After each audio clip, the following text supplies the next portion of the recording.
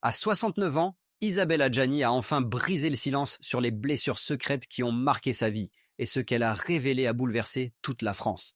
J'ai tout donné à l'amour, mais parfois l'amour vous reprend plus qu'il ne vous offre. Ce que vous allez entendre changera à jamais la façon dont le monde voit cette actrice légendaire, symbole de beauté, de mystère et de douleur. Paris, fin des années 1970. Les flashs des photographes éclatent à chaque apparition d'une jeune femme au regard magnétique. Son nom, Isabelle Adjani. À seulement 20 ans, elle devient l'incarnation du cinéma français, l'actrice que tout le monde s'arrache. Sa beauté, mêlée à une intensité presque douloureuse, fait d'elle un mystère vivant. Sur les plateaux de tournage, elle fascine autant qu'elle déstabilise. Les réalisateurs la décrivent comme insaisissable. Les critiques parlent d'un génie troublant. Mais derrière les projecteurs, une autre histoire se tisse, celle d'une femme hypersensible, souvent incomprise, qui cherche désespérément à exister autrement que dans le regard des autres. Tout commence avec l'histoire d'Adèle H. Son premier grand rôle, celui qui la propulse au rang de star internationale. Le succès est fulgurant, mais il s'accompagne d'un prix invisible, la solitude. Plus la gloire grandit, plus Isabelle se replie sur elle-même. Entre tournages prestigieux, amour passionné et blessures intérieures, une ligne invisible se trace, celle d'une vie où la lumière cache souvent l'obscurité. Et puis, tout a basculé. Derrière les sourires des tapis rouges et les flashs aveuglants, Isabelle Adjani menait une guerre silencieuse. Contre la pression, contre les hommes, contre ses propres démons. Son visage, tant de fois magnifié par les caméras, cachait un chagrin profond, une fragilité que personne ne soupçonnait. Ses amours furent aussi flamboyantes que destructrices. Avec Bruno Nuiten, le chef opérateur devenu réalisateur, elle vit une passion incandescente, à la fois créatrice et dévastatrice. Ensemble, ils tournent Camille Claudel, film culte et miroir de leur propre relation. Le rôle de Camille, cette sculptrice abandonnée par Rodin, devient une métaphore de sa vie. Isabelle se perd dans le personnage, incapable de distinguer la fiction de la réalité. Jouer Camille m'a brûlé de l'intérieur, avouera-t-elle plus tard. Puis, il y eut Daniel Day-Lewis, deux comètes qui se percutent. Leur amour est absolu, fusionnel, presque violent. Mais un matin, sans explication, il disparaît. Isabelle est enceinte. Elle affronte seule la maternité, sous le regard féroce des médias. La France, fascinée, observe cette héroïne tragique qui incarne à la fois la force et la vulnérabilité. J'ai appris à vivre avec l'absence, confiera-t-elle des années plus tard, la voix tremblante. Les journaux à sensation s'en donnent à cœur joie. Chaque apparition publique devient un champ de bataille. Ses choix, son visage, son âge. Certains l'accusent d'être capricieuse, d'autres la disent inabordable. Peu comprennent qu'elle ne fuit pas le monde, elle s'en protège. Derrière ses lunettes noires et son allure glaciale, il y a une femme blessée, hypersensible, qui refuse d'être dévorée par la machine médiatique. Les années 1990 marquent un tournant. Après une série de rôles marquants, Isabelle Adjani se retire peu à peu. Les projecteurs s'éteignent. Le silence s'installe. On dit qu'elle est recluse, qu'elle a peur de vieillir, qu'elle ne supporte plus le miroir. En réalité, elle traverse un long hiver intérieur. Ses proches racontent une femme hantée par la perfection, obsédée par la peur d'être trahie ou oubliée. « Je ne sais pas vivre à moitié », dit-elle un jour à un journaliste. Et tandis que le public l'imagine brisée, elle continue à créer, à chercher la vérité dans l'art. Chaque rôle devient une catharsis, une manière de transformer la douleur en beauté. Mais cette quête de sincérité a un prix, celui de la solitude. Isabelle Adjani, l'icône aux 5 Césars, se retrouve seule face à elle-même, au sommet d'une montagne faite de lumière et d'ombre. Pendant des années, Isabelle Adjani a choisi le silence, ni confession publique, ni revanche, juste le mystère. Mais récemment, dans une interview rare, sa voix a tremblé. Pour la première fois, elle a accepté de regarder en face ce passé qui l'a hantée. « J'ai vécu longtemps dans la peur, celle de ne pas être aimée pour ce que je suis vraiment », a-t-elle murmuré. Ce qu'elle a révélé ce jour-là a bouleversé la France.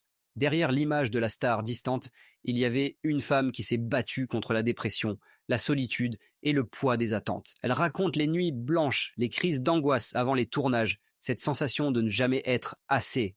Le public m'a fait reine, mais je ne me suis jamais sentie à ma place sur le trône, confie-t-elle, les yeux embués. Elle parle aussi de l'amour, celui qu'elle a tant donné, celui qui l'a souvent blessée. de ces hommes qu'elle a aimés trop fort jusqu'à se perdre. J'ai souvent confondu la passion avec le salut, dit-elle, un sourire amer aux lèvres. Mais la véritable révélation, c'est sa relation avec elle-même. Pendant des décennies, Adjani a cherché à correspondre à une image, à un idéal, jusqu'à en oublier sa propre voix. Aujourd'hui, elle dit avoir appris à se pardonner, à vivre sans devoir plaire. Je ne suis plus la jeune femme qu'on filmait, mais je suis enfin devenue celle que j'aurais voulu rencontrer. Ces mots, simples et déchirants, résonnent comme une délivrance. Le public découvre une Isabelle Adjani plus humaine, plus fragile, mais surtout plus libre. Là où autrefois régnait le silence, il y a maintenant une vérité nue, sans artifice. Et puis, il y a eu ce moment.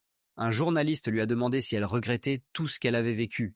Elle a marqué une pause, puis a souri. Non, parce que la douleur, c'est ce qui m'a appris à aimer. Et l'amour, c'est ce qui m'a sauvé. Ce jour-là, la France a compris que la femme derrière la légende n'était ni une diva, ni une victime.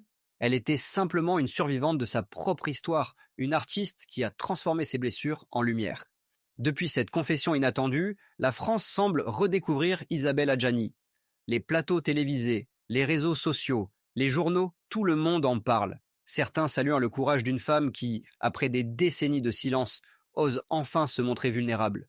D'autres, plus sceptiques, y voient une mise en scène, une stratégie pour revenir sous les projecteurs.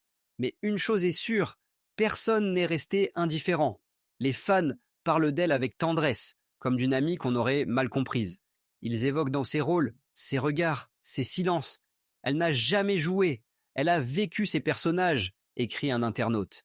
Les critiques, eux, soulignent la sincérité rare de son témoignage. Dans une époque où tout se partage, Adjani, en brisant son mutisme, a rappelé que la pudeur pouvait être une forme de résistance. Dans une interview récente, un réalisateur confie « Isabelle, c'est la dernière actrice à incarner une émotion sans la trahir ». Cette phrase résume tout. Elle a su, par sa fragilité, reconnecter le public à une vérité plus grande, celle de la complexité humaine. Sur les plateaux télé, on rediffuse ses films cultes, L'été meurtrier, Camille Claudel, La Reine Margot. Chaque image, chaque regard semble désormais résonner autrement. Ce n'est plus seulement l'histoire d'une actrice, mais celle d'une femme qui a survécu à son propre mythe. Les médias, longtemps cruels, changent de ton.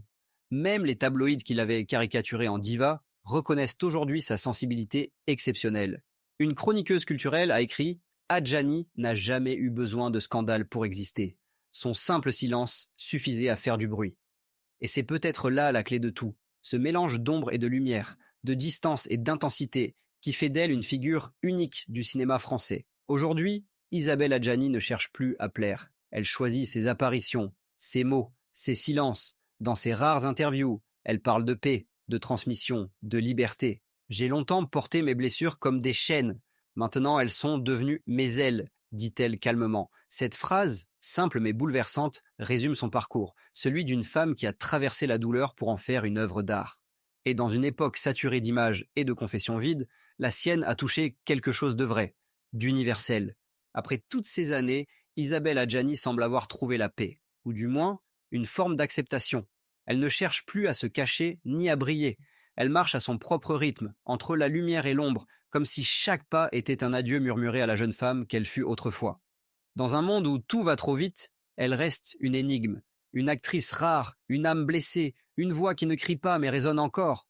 Ses mots, ses silences, ses choix, tout chez elle semble dire « la vérité n'a pas besoin de bruit pour exister ». Aujourd'hui, à 69 ans, Isabelle Adjani n'a plus rien à prouver. Mais une question demeure. A-t-elle enfin réussi à se libérer de l'image qu'on a construite autour d'elle? Ou vit-elle encore, quelque part, prisonnière de ses propres souvenirs? Et vous, qu'en pensez-vous? Isabelle Adjani, victime du mythe ou femme qui l'a domptée? Dites-le nous en commentaire.